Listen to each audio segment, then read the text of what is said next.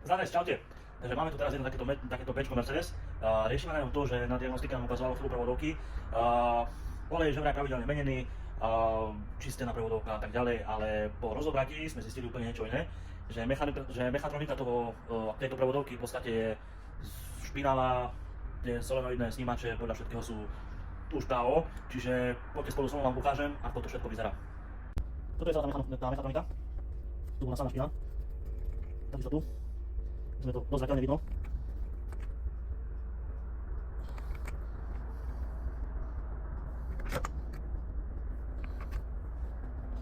Keď sa rozberieme.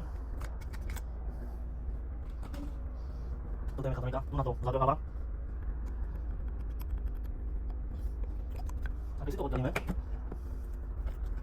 sa môže pozrieť sama špina.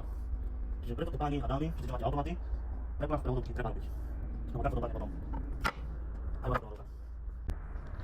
Čiže ak nechceš, aby tvoja prevodovka takto dopadla ako toto, aby si zbytočne nevyhal v servise nenormálne love, tak určite keď meníš olej prevodovke, chci to aj so spreplachom. Radšej zaplať raz, trochu viac, ale ver tomu, že obídeš všetky tie zbytočné opravy typu 2000 eur, 3000 eur, alebo nedaj Boh nová prevodovka, alebo niečo také. Čiže keď aj to robíš, vyber si servis, kde to dáš robiť a takisto určite dávaj pozor na to, že sa naozaj prepláchne tento celý systém, hej, aj s tou prevodovkou, že či naozaj reálne bude ten olej čistý, nový, tak ako má byť.